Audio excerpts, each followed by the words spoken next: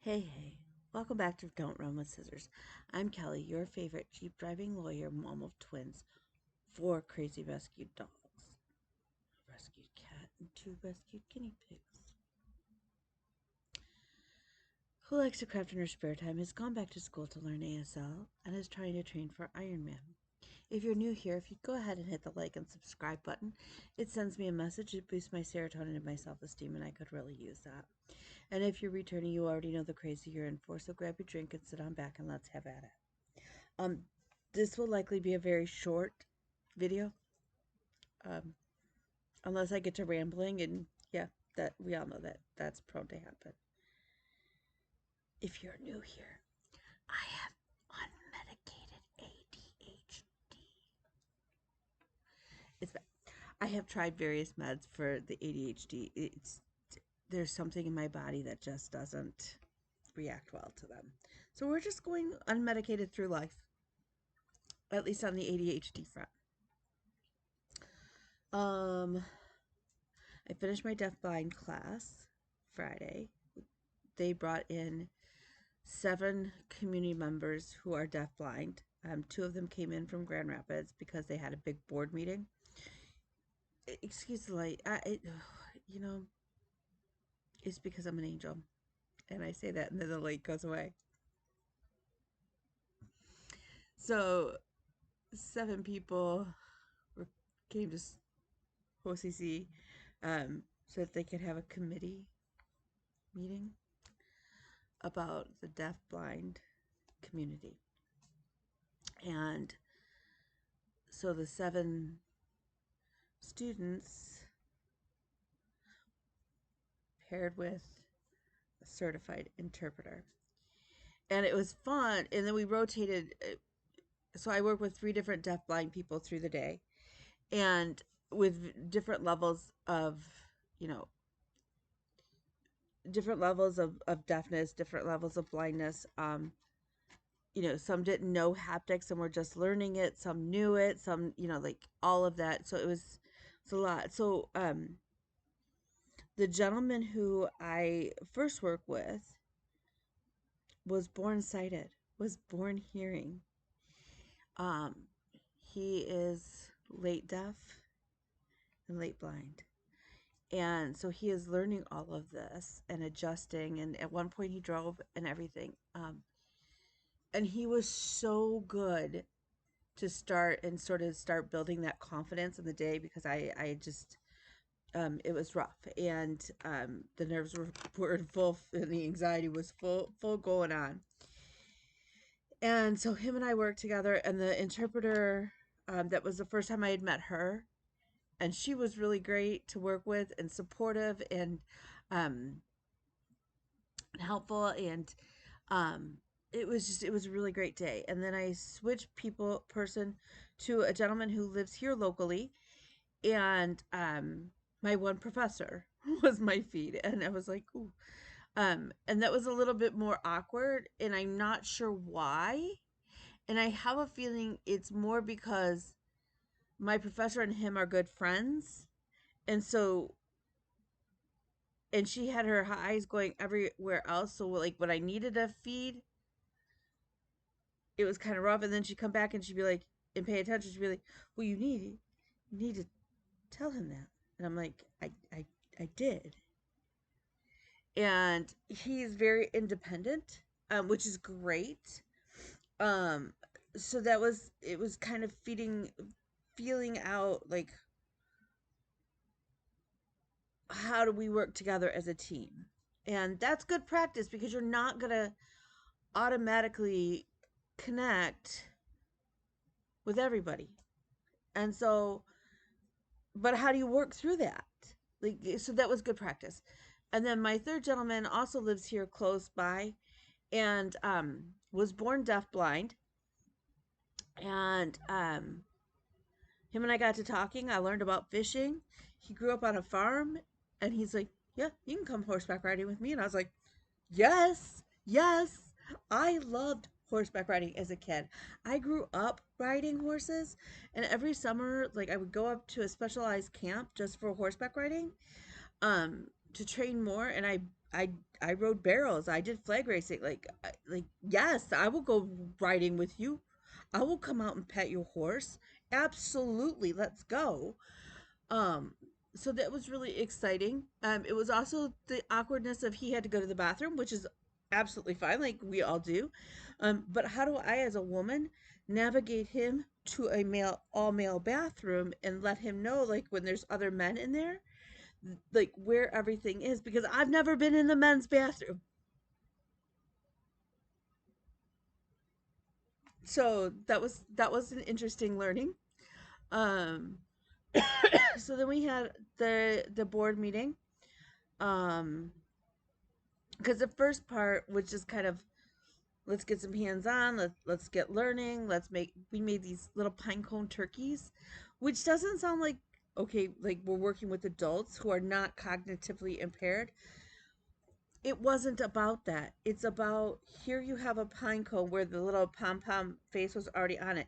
So how do you describe where the head is and where, like, how do you hold the pine cone without just taking over the project? It would have been very easy to go, here, I'll hold the pine cone the right way, so that his head was up and his eyes were where they were supposed to be. And I can tell you where to glue feathers, and I can make decisions about what color feathers they were, and do you use the large ones or the small ones? And there wasn't that much difference between the two. And I can lay things out for you and just tell you, like, where they are.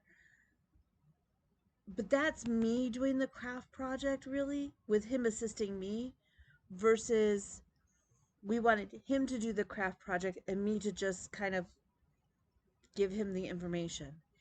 And so that was it was a great exercise. And um it was a long day, I'm not gonna lie, it was an absolute long day.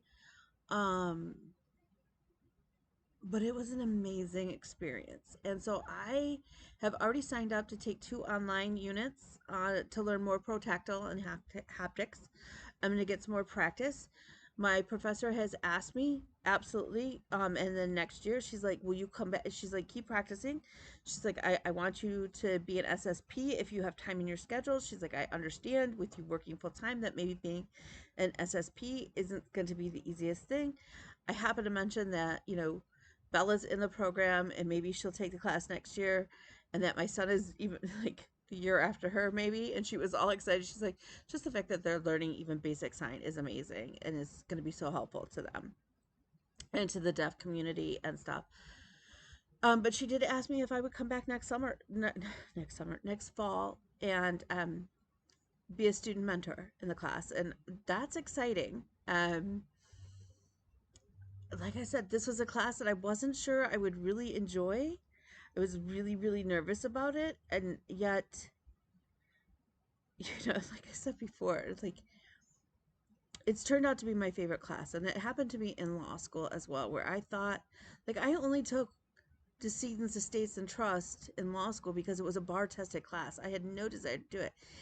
And sitting in the class and learning and knowing how much just doing some basic estate planning for a family can just take so much stress off of them, that really and truly, we affectionately called it Stiffs and Gifts. Stiffs and Gifts became one of my favorite classes out of law school. Um, so yeah, so it was, and to be honest, we had Qdoba for lunch. Yeah. So then you had to take your deafblind through the line and explain, like, hey, do you want guac? Do you want cheese? Like, all of these things, like, and where it is, not just to put it in. Do you want me to put it in your bowl, or do you want to, like, do you want to get it for yourself, kind of thing, like, you know. Um, so, but Qdoba is one of my favorite restaurants, like, especially on the go.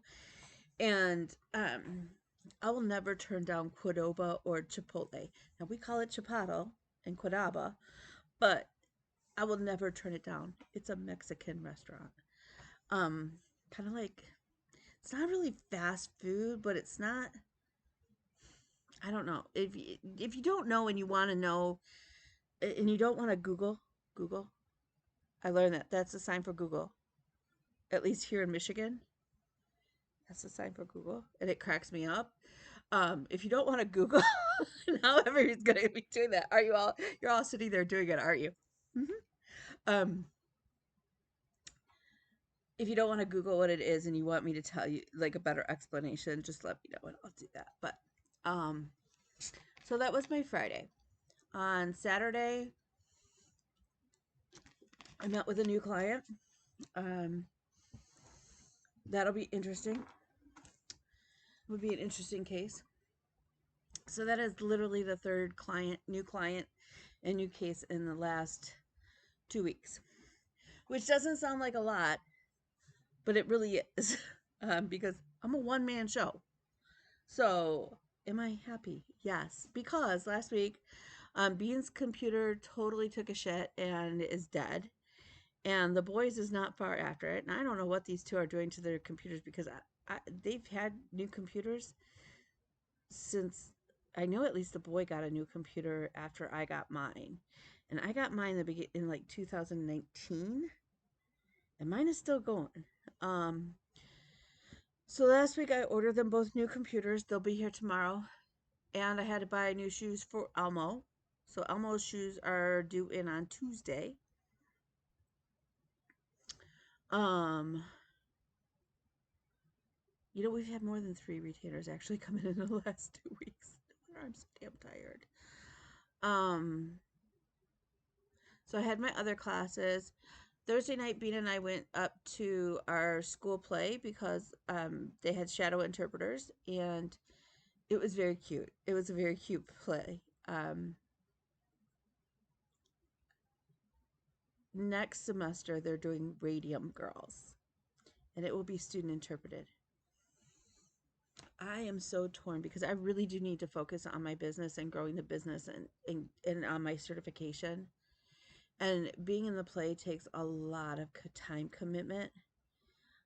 They practice 3 nights a week and then you have, stuff outside of that to learn your lines and all of that other stuff. And um, but if you've never read the book Radium Girls or seen the movie, you are missing out. It is about the women who painted the glow in the dark like watch dials, and they would dip it in the radium paint and lick the paintbrush to make it thinner so that they could really get the numbers and stuff. And so they all ended up with radium poisoning before we knew what radium poisoning was. And it's their story, and it's absolutely fascinating. It's absolutely fascinating. And there is a part of me that if I was going to do a play, I think that would be the one I'd want to do. But at the same time, like, really and truly, I need to focus on my business. I'm paying off debt, more debt. I want to pay off. My goal for 2024 really and truly is to pay off a significant portion of Elmo. And to end the year with little to no payments left on Elmo. And so I really do need to focus in on not just on getting new clients in and working their cases, but working on getting billing out. Which is really bad. I'm really bad about that. Okay. So, the only sorry, I'm really struggling to get comfortable again lately. And part of it is both of my little dogs are like kind of under my feet, so I can't adjust my legs because they're laying as if they're one big long dog rather than two little dogs. And so you've got to that's why I don't like sleeping with my dogs. I love my dogs, I don't like sleeping with them because they're bed hogs. They're bed hogs. So,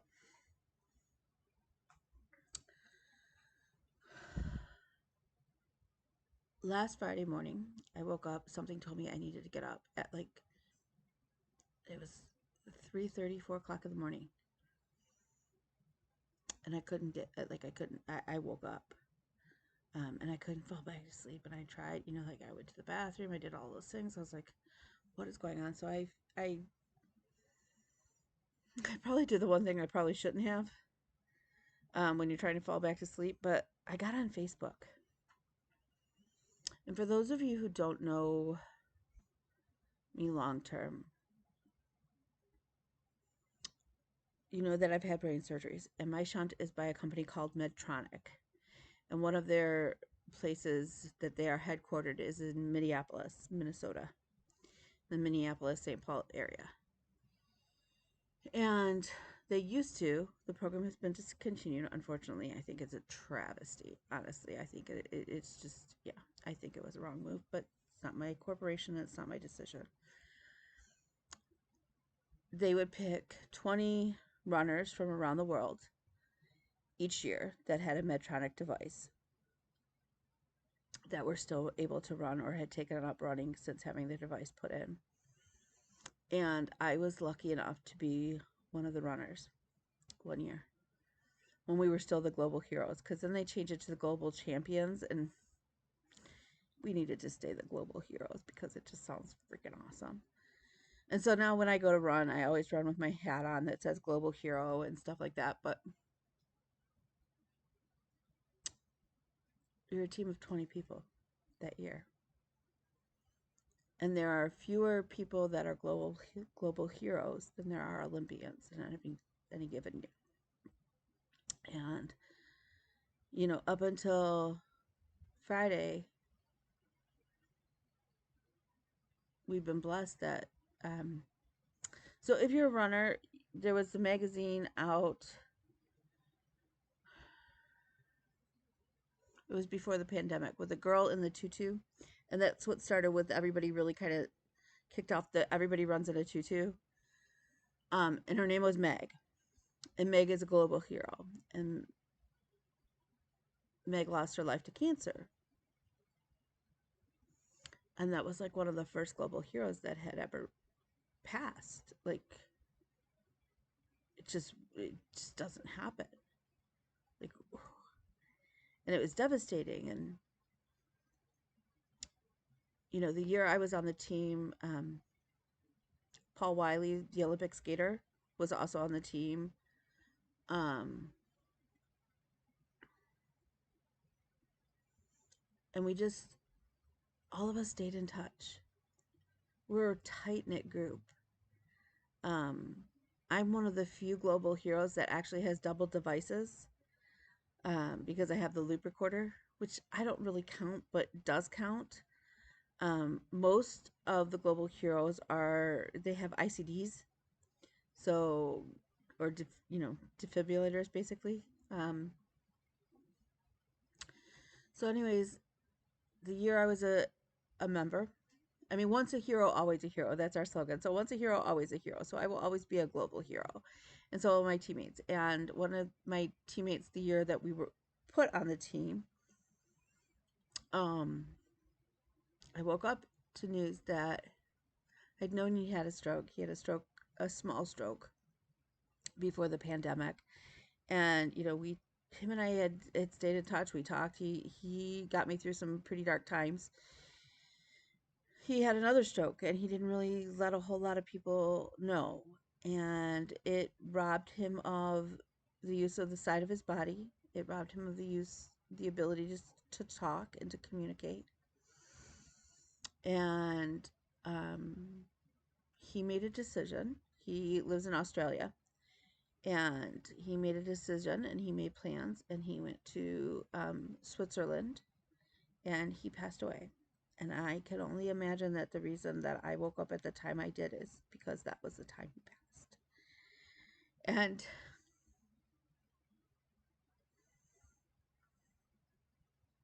I had to pull my shit together and go to class and get through the day.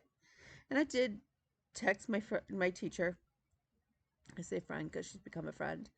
I did text her and gave her the heads up, hey, just in case. And so everybody knew. And I mean, not everybody, but key people knew, so they could kind of keep an eye on me to so that if I was overwhelmed, I could take a break, kind of thing. And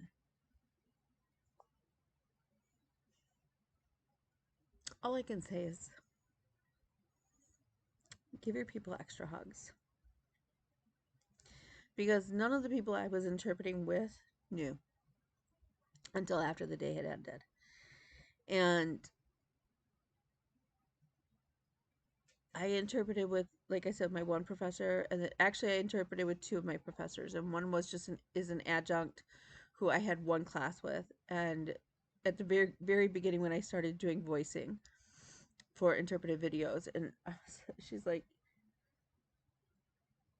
I just want you to know you did a fantastic job. And I was like, thank you. And then I kind of said, yeah, I was really worried that with given everything that happened, I would struggle. And she was like, what's going on? And she's got a social work background. So I told her, and she's like, you would have never known. She's like, and so kudos to you for being professional. And, um, then her and I talked about it, and she's like, the other thing is she goes, I would have never guessed. She's like, she goes, I can't even tell you how far you've come in the year.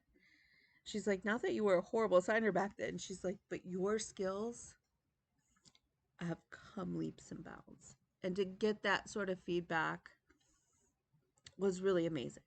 So I'm really proud. So one class down, two more.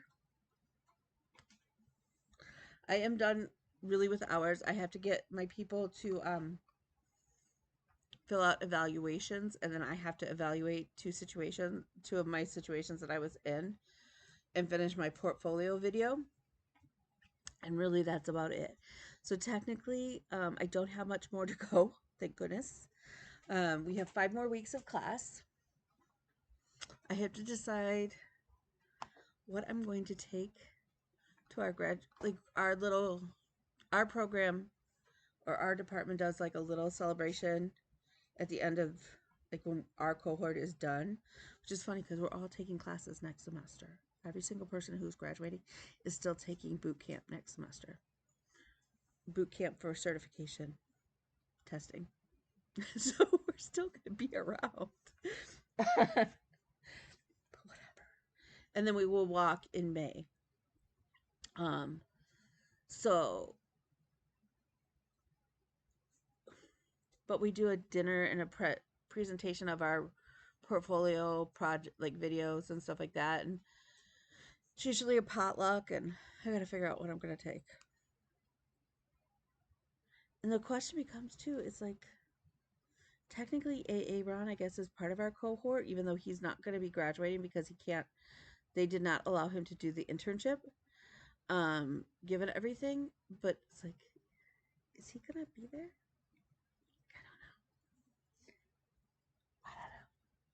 I don't know. The other thing I will tell you is that in my stress, I may have done some shopping. I have found the fabric that I'm going to put when I do the Celtic ladies. I found spring, summer, and what I'm going to do when I just do her for winter, not my Christmas piece, but just winter, I still need to find an autumn. I know in my head what I want. So what I may end up having to do is try and paint it myself. I don't know. Because I don't know how else to do it because of I can't run it through my printer and like just print on fabric because of the size that I need. So I don't know. So if anybody's got some ideas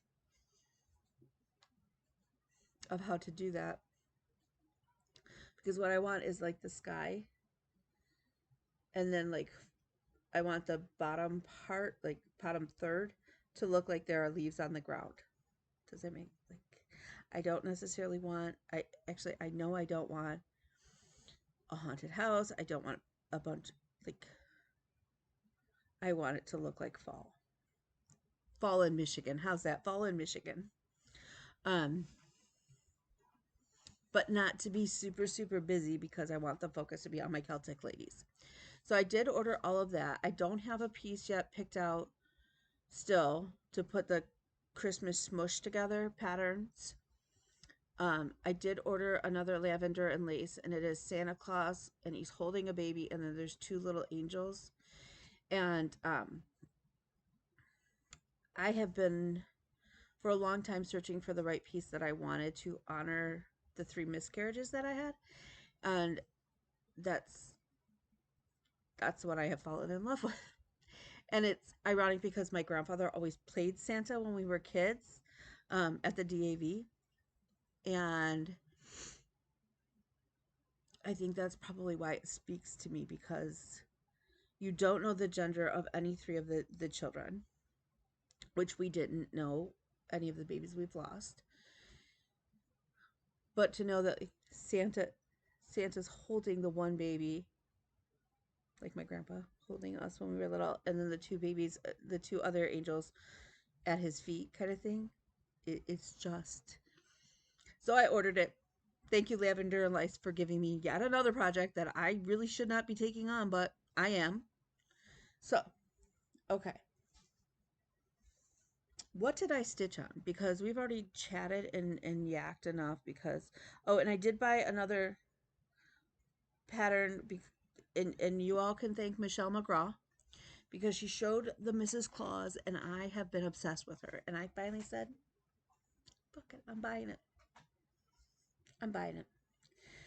The other thing that I have said that I have decided with my 12 by 12 that I'm going to do, because they won't all get done on New Year's Eve, and then I'm doing 12 working on projects, some of which are going to be new starts on New Year's Day.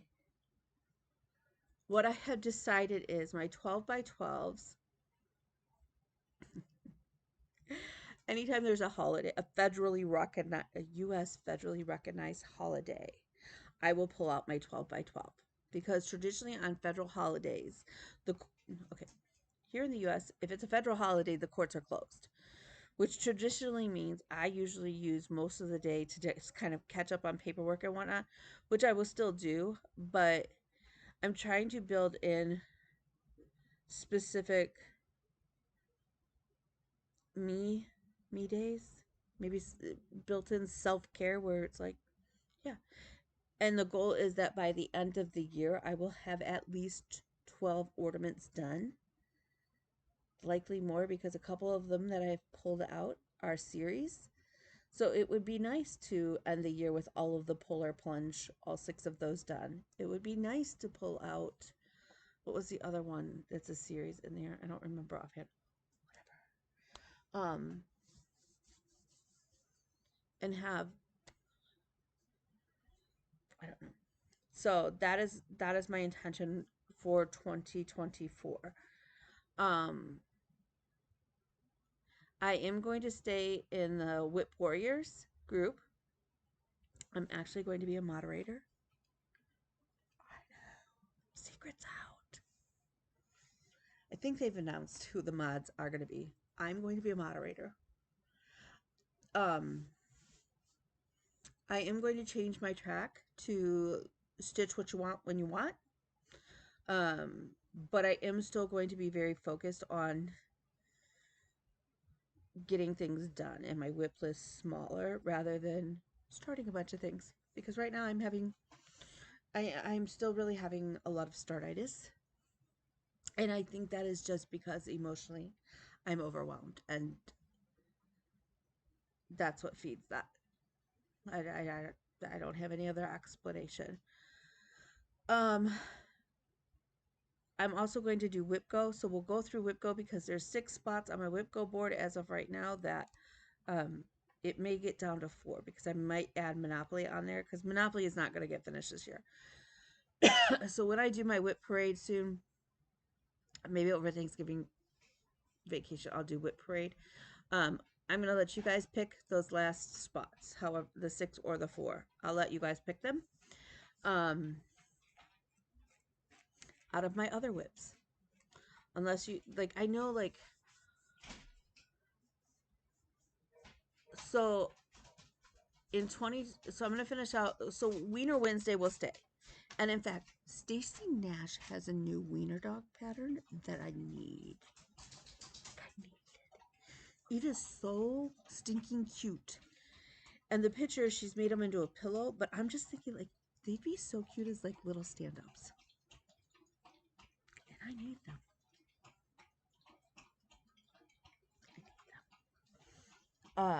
I'm not sure when they're coming out, or if they're out already. I don't know. I hope soon. I hope soon.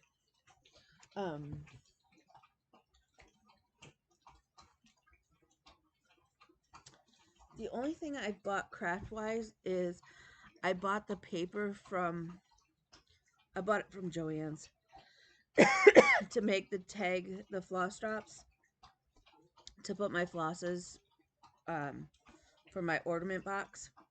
It's the angels again. Um,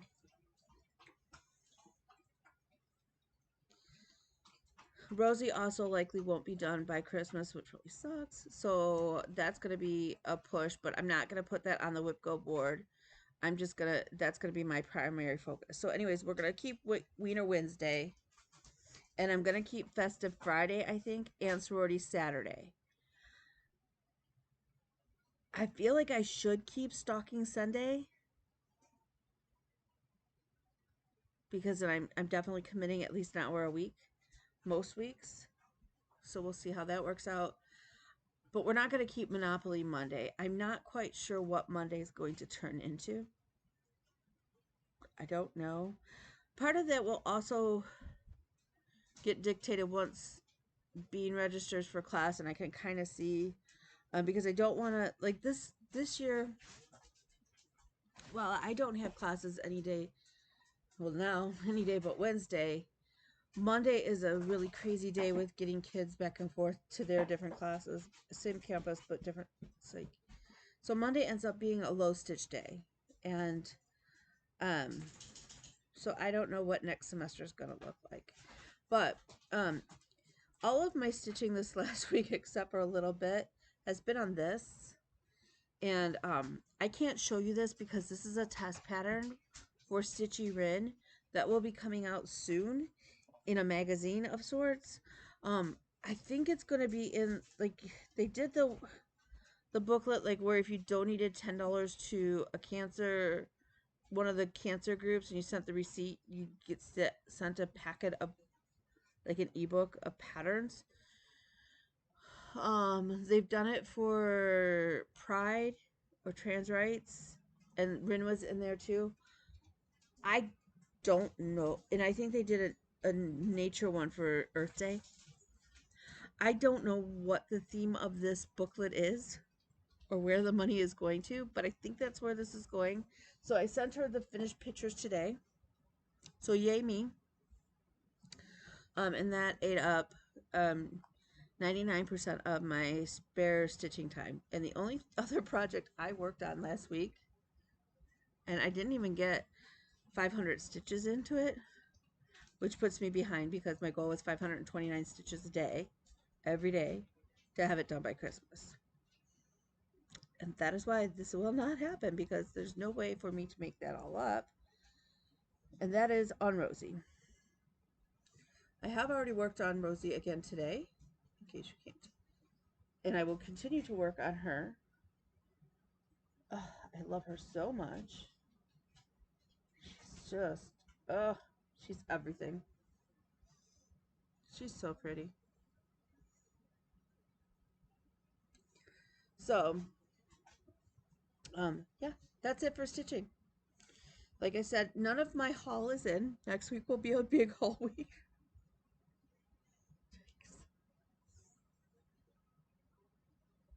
It's all good. It's all good.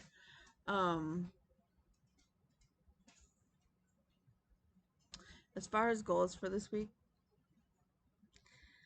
I need to clean my bathroom. In fact, I might, when I sign off here, I might go clean the bathroom just because. I've got my laundry is all current, including washing the cushions. The last cushion from the chair goes into the dryer shortly. Dishes, realistically, those are all clean. They just need to get put away. So I want to clean the bathroom. I need to work on work stuff big time.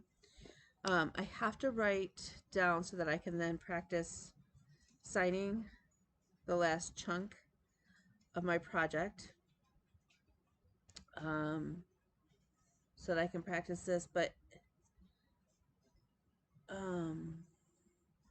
yeah, really and truly, I don't know that I have any stitching goals. I'd like to get back on my, I'd like to get a bunch of stitches put into Rosie. Maybe I'll do, next year I'll do Modern Folk Embroidery Monday. I kind of like that idea. to try and get my Fruits to Plenty sale done. Again, my goal is to get it to 50% by the end of the year, which I only have like 3% left to do to hit that goal. So, and then to finish it next year. And then, so two big finishes I would like to get, actually three. We'd like to get the Monopoly board done by next end of 2024. Kay and Dennis done, and Modern Folk Embroidery done. If I can get those three big done, that would be a big deal. And then a bunch of little small, like the ornaments and whatnot. That would be really cool. Because I'm still hopeful that Rosie will get done this year. If not, she will definitely be one of the first finishes of 2024. It wouldn't be bad to have her done for Valentine's Day to send her to my, yeah, to send her to my friend for Valentine's Day. That wouldn't be so horrible. But I'd really still like to get it done now. So I'm going to let you go and I'm going to go work on Rosie. So remember, you are cherished and you are smart. You are beautiful and you are wanted and you are loved. You are supported and you matter. So with that,